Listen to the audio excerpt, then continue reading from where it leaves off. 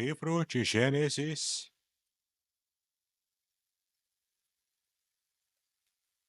capítulo 28. Gênesis é o primeiro livro da Bíblia. Eu gostaria de convidar você a abrir no livro de Gênesis, capítulo 28, os versículos de 6 a 9.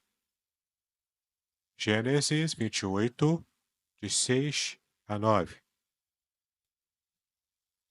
Conseguiu achar o texto? Vamos então fazer a leitura. Eu vou ler aqui na versão Nova Almeida atualizada.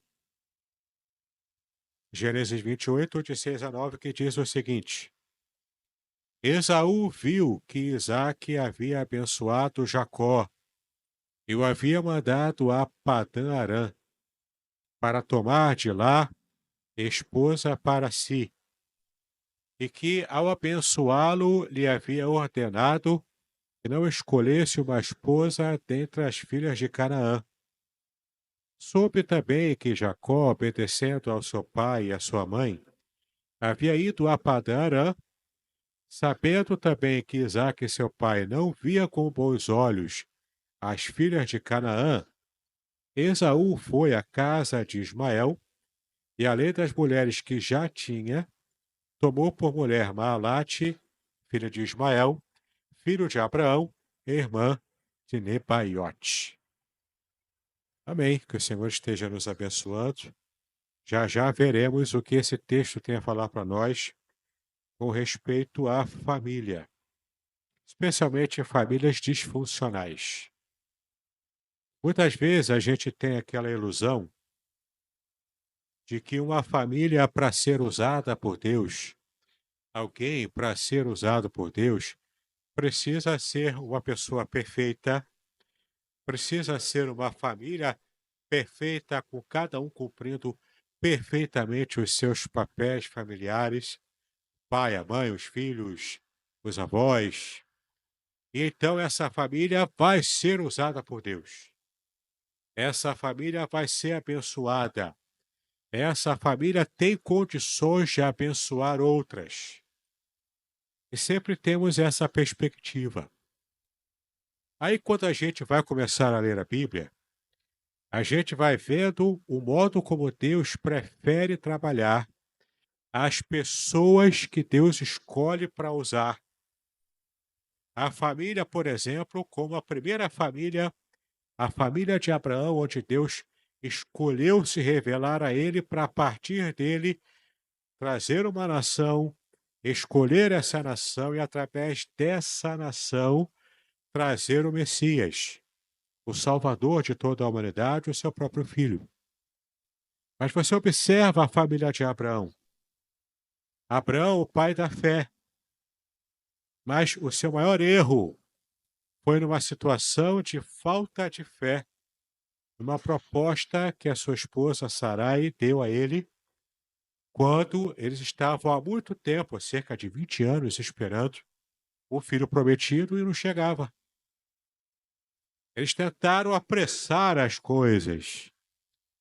E olha a dor de cabeça que isso gerou quando tentaram resolver uma situação de sua vida particular, de sua vida familiar, sem que Deus tenha dado direção. Aí você observa a família de Isaque, já chegando a Jacó e Esaú, os filhos de Isaque. Jacó e Esaú, netos de Abraão, também tiveram as suas rusgas. Isaac também teve, embora ele fosse pacífico, fosse muito tranquilo ao longo da sua vida, ele tinha uma fé tão grande quanto a de Abraão, porque ele aprendeu com o seu pai a exercer a fé. Mas perceba o seguinte: Isaac errou como pai. Rebeca, a esposa que ele tanto amou e amava, também errou como mãe. Porque eles dois tinham preferências para um filho e para o outro. Embora fossem gêmeos, Esaú e Jacó eram gêmeos completamente diferentes, tanto na aparência, quanto no caráter, quanto nas emoções, na personalidade. Era um completamente diferente do outro. E você percebe Isaac e Rebeca também tendo as suas escolhas, tendo os seus filhos preferidos. Sim, Jacó era o filho da mamãe Rebeca. E Esaú era o filho do pai, filho de papai, o filho do papai Isaac. E você vê que essa disfuncionalidade, esses erros familiares, também passaram para Jacó e Esaú, porque eles tiveram que lidar, cada um com a sua própria saga pessoal, serem trabalhados por Deus, e um foi de fato trabalhado pelo Senhor, e o outro não foi. O outro foi rejeitado por Deus. Mas você percebe que, apesar de tudo, apesar dessa família ser uma família casca-grossa, apesar dessa família ser uma família disfuncional, como dizemos hoje, uma família carne de pescoço, uma família que tinha fé, sim, mas uma família que não era perfeita. Uma família que tinha lá os seus dramas, que tinha lá as suas rusgas, que tinha lá todas as dificuldades que uma família normal tem. E você vê ali, especialmente nessa relação Esaú, Jacó, e o relacionamento deles entre si, especialmente Esaú, tem uma postura muito difícil, até mesmo para Deus trabalhar, embora não fosse algo impossível de Deus mudar a vida de Esaú. Mas o fato é que Esaú evoluiu muito pouco ao longo da sua história. E Jacó teve uma curva de evolução muito mais acentuada, com uma aprendizagem muito maior e com o coração plenamente moldável pelo poder de Deus. O que você encontra aqui? Nesse texto que a gente leu, a gente percebe um tipo de escolha que Esaú fez. E foi uma escolha muito errada. Foi uma escolha motivada por um coração que não estava totalmente entregue para ser moldado pelo poder de Deus. O que você consegue ver aqui? Veja o que acabamos de ler aqui.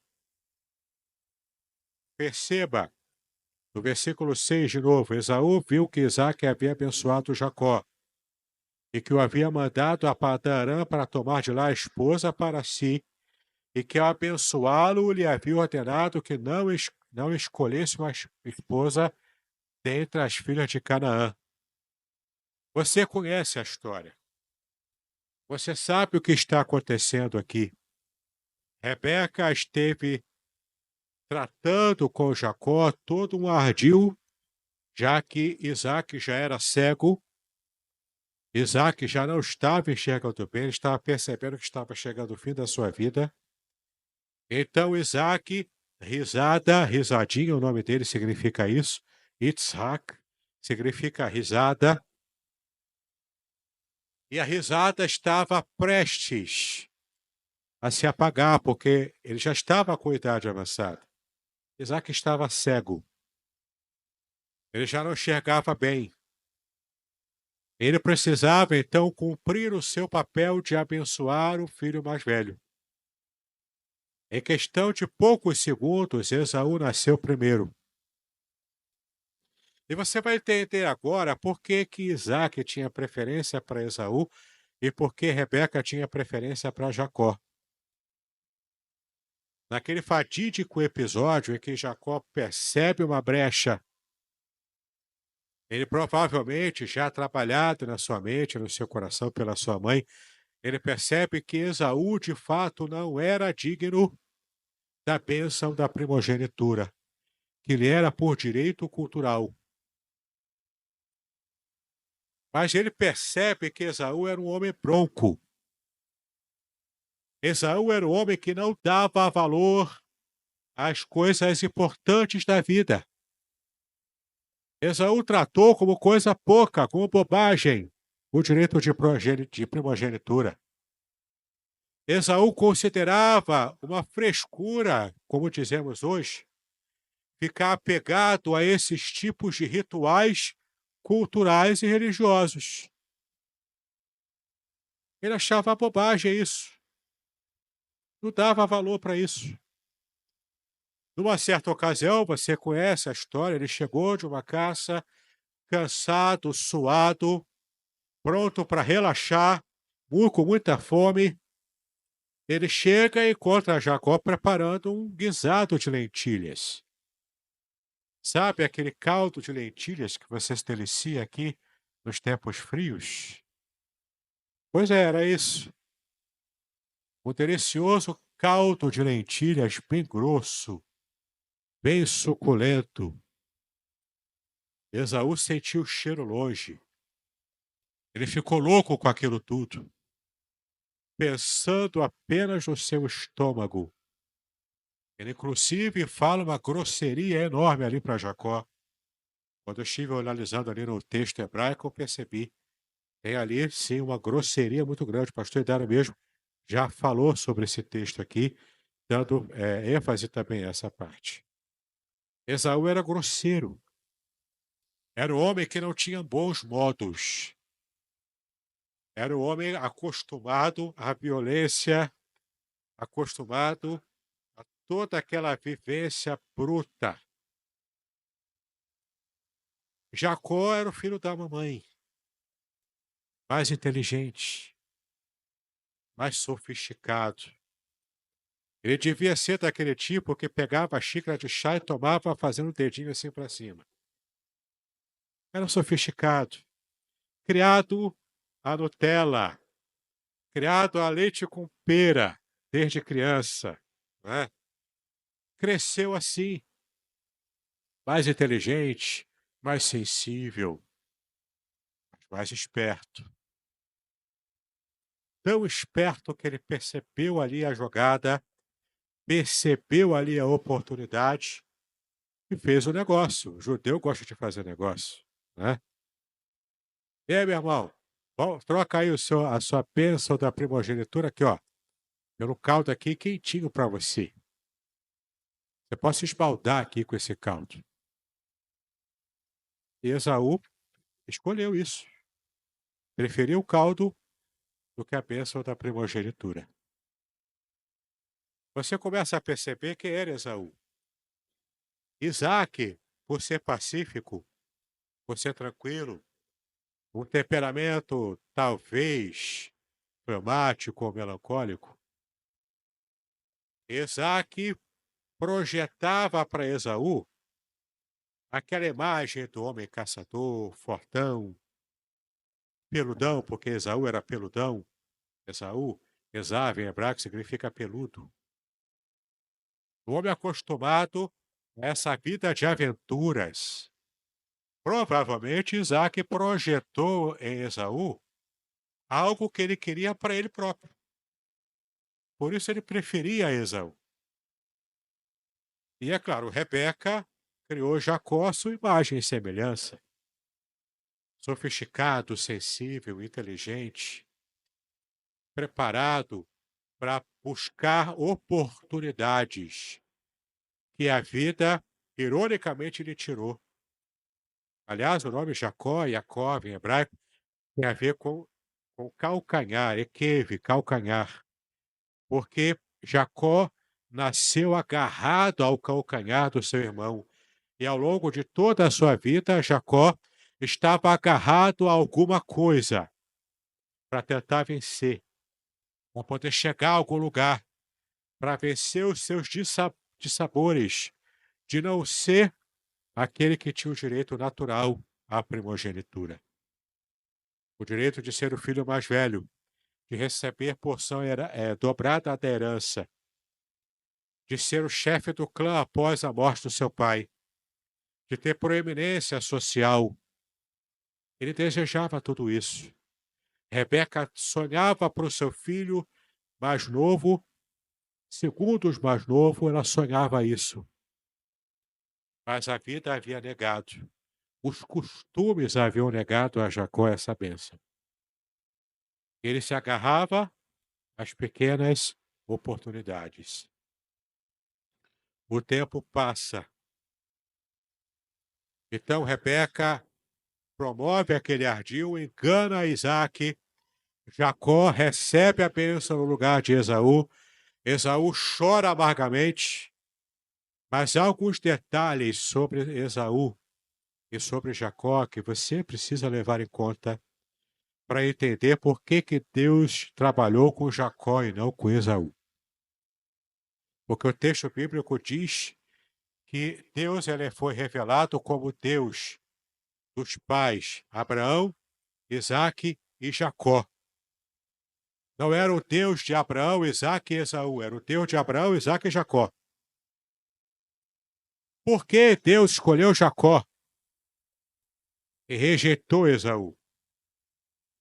Não apenas pelas questões da aparência física, do jeitão de um e de outro. Mais do que isso, Deus conseguiu enxergar o âmago, o coração, as vísceras de cada um. E ele percebeu que Jacó, apesar de toda a história da sua vida, Jacó tinha condições de se tornar maleável nas mãos de Deus. Você percebe aqui que quando Jacó recebe a bênção de Isaac, o seu pai fala para ele: olha, não arruma esposa por aqui não, porque Esaú já tinha se casado. Veja lá o versículo 26, o capítulo 26, aliás, o capítulo 26, versículo 34. Gênesis 26, 34 diz assim: quando Esaú tinha 40 anos de idade, tomou por esposa Judite, filha de Beri, Eteu, e Basemate, filha de Elon, Eteu. Essas duas se tornaram amargura de espírito para Isaque e para Rebeca. Veja que coisa terrível. Aos 40 anos de idade, Esaú resolveu se casar. Era a mesma idade que Isaque também conheceu Rebeca, com 40 anos, e se casou com ela. Ele tentou imitar a idade em que o seu pai havia se casado. Ele sabia que precisava de uma esposa.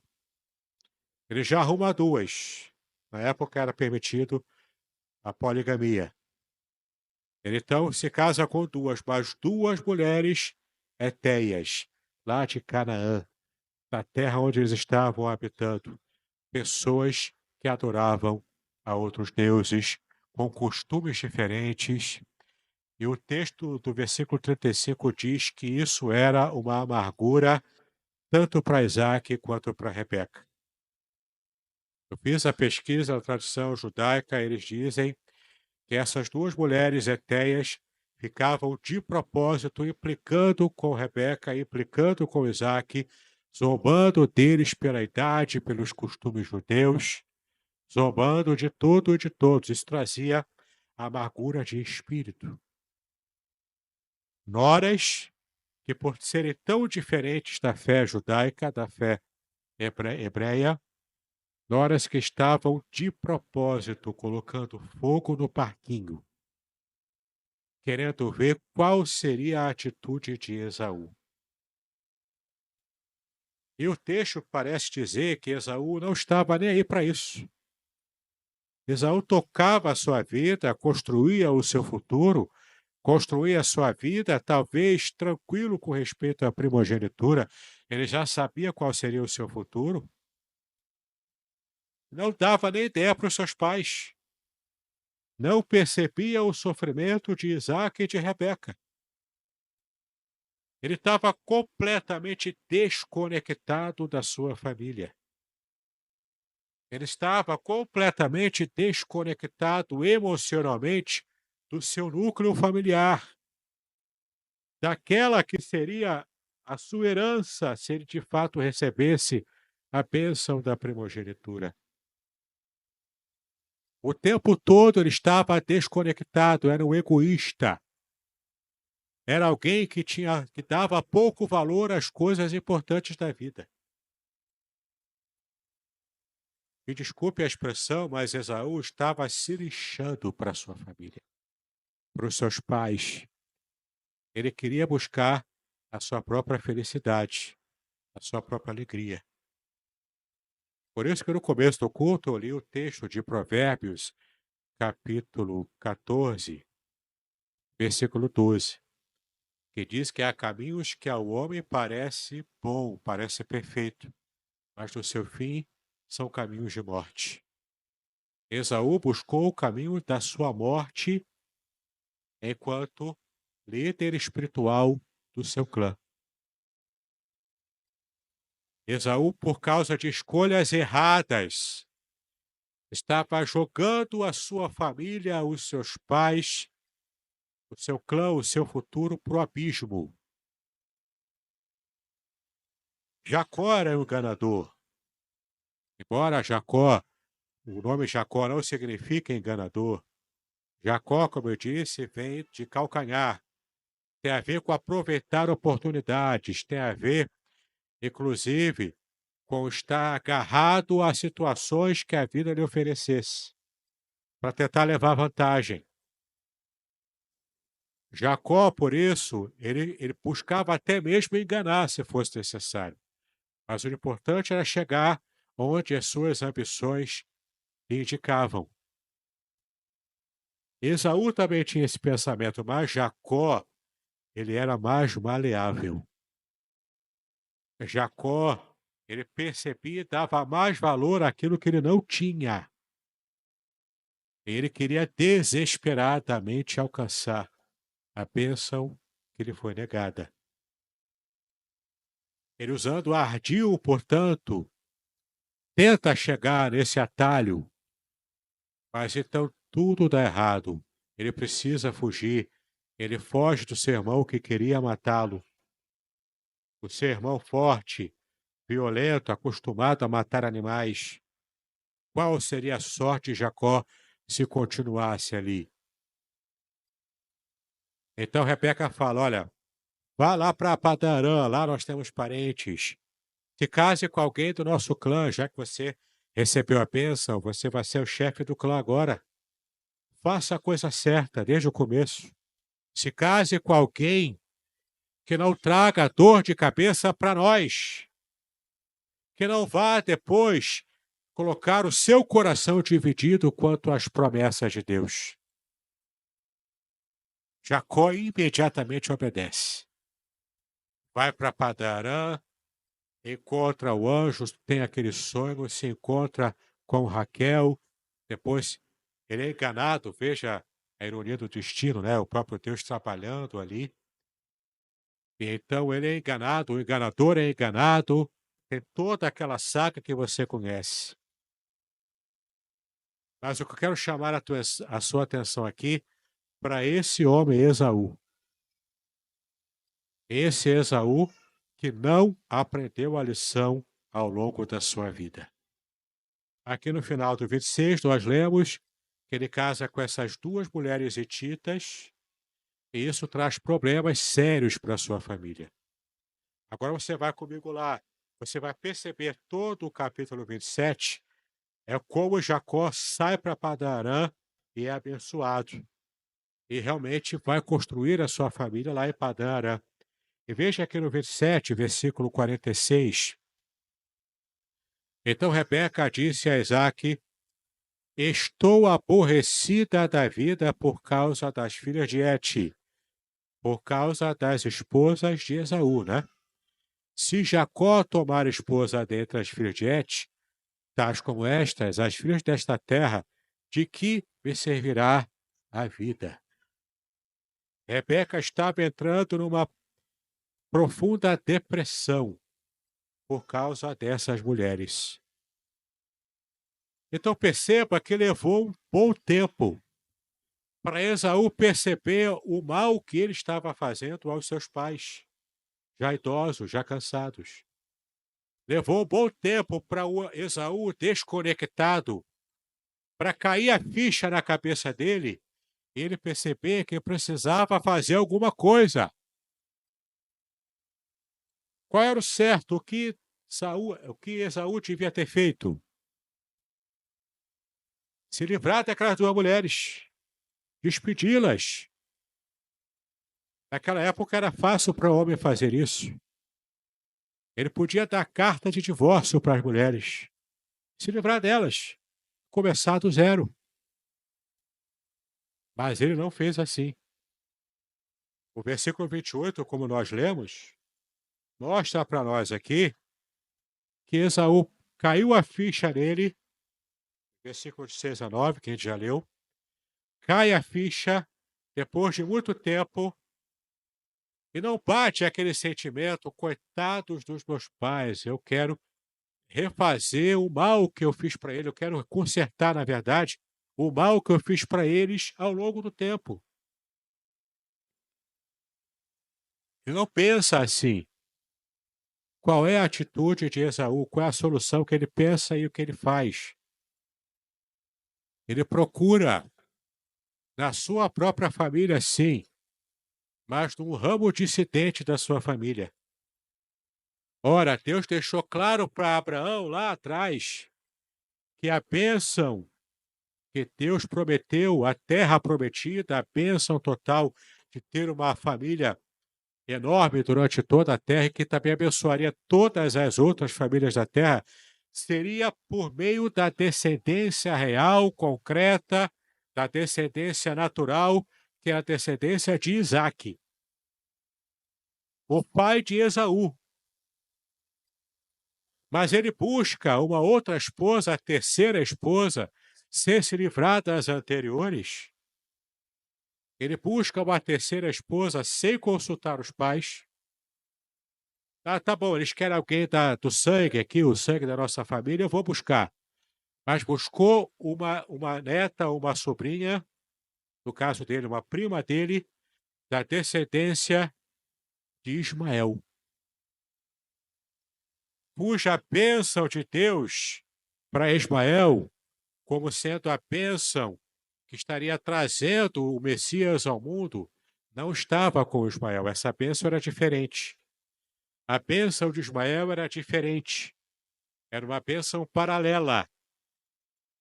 Mas não era a bênção principal que Deus escolheu. Esaú, mesmo nessa hora, tão desconectado que ele estava, numa família tão disfuncional,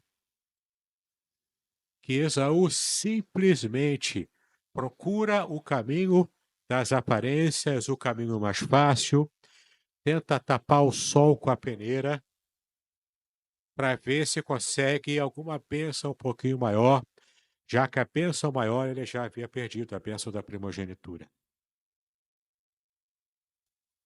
Claro que isso deu errado. Claro que Deus percebeu o seu ardil também.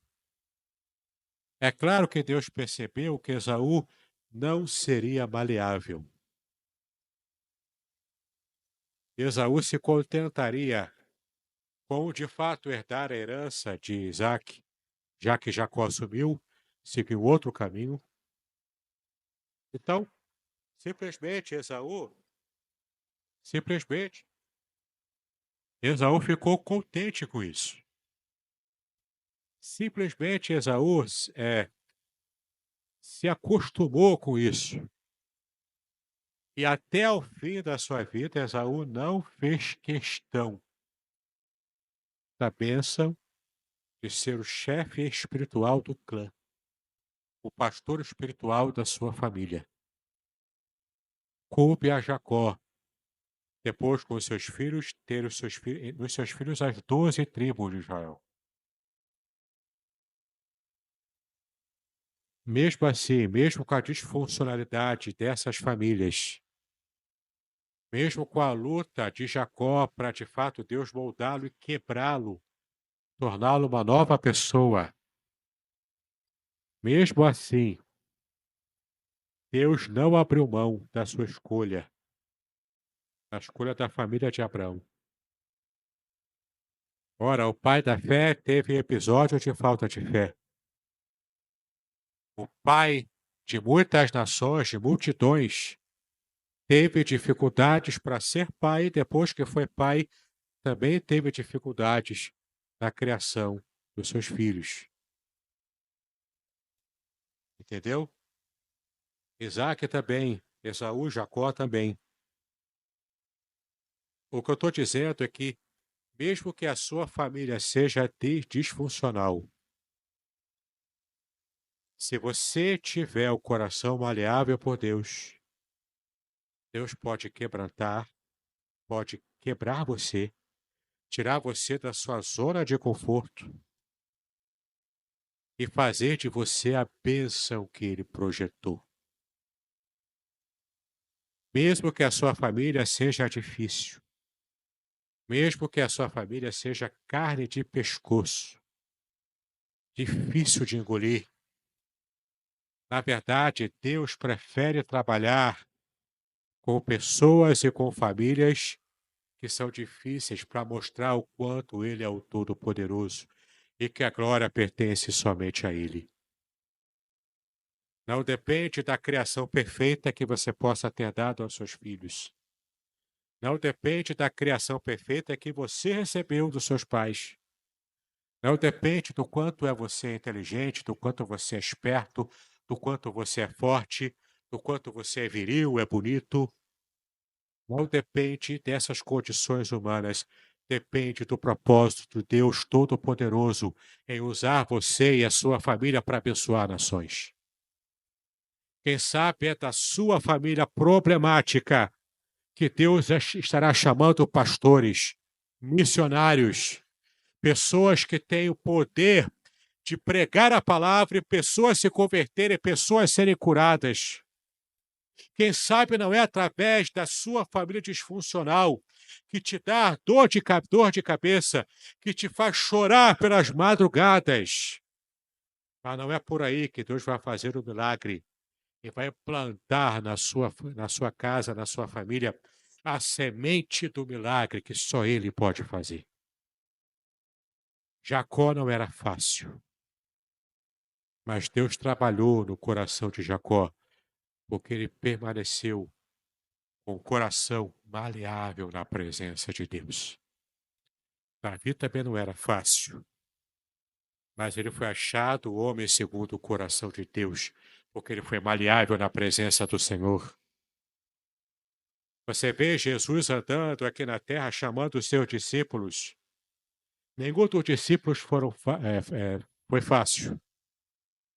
Nenhum dos discípulos era fácil de entender, de trabalhar, de aprender rápido. Todos eles tinham as suas dificuldades. Judas era o único que não foi maleável. Todos os outros foram maleáveis. Na sua família vai ter gente maleável por Deus. Queira Deus que seja você. Na sua família vai ter gente que não vai querer ser maleável. Mas olha a bênção para a sua vida, isso não é empecilho para Deus. Mesmo que na sua família tenha gente que tem um coração de pedra, se você for maleável na presença dele, se você tiver o seu coração ligado com o coração de Deus, ele vai te usar. Ele vai te abençoar. E vai usar a sua família para abençoar outras pessoas, outras famílias também. Esse mês de maio, dedicado ao mês da família. Meu irmão, minha irmã, não desista da família que Deus te deu. Não desista em oração. Não desista da sua mãe, não desista do seu pai, não desista dos seus filhos, não desista da sua esposa, do seu esposo. Não desista de quem Deus deu para você. Porque a sua família é o seu primeiro ministério.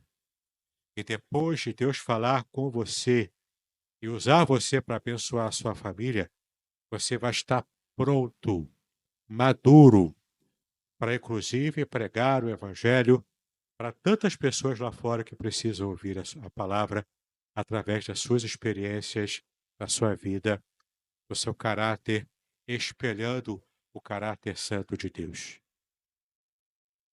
Que essa noite você possa encontrar na sua família, por mais difícil que ela seja, uma família que pode sim ser abençoada por Deus e que pode, inclusive, abençoar muitas outras vidas. Que Deus fale ao seu coração, em nome do Senhor Jesus Cristo.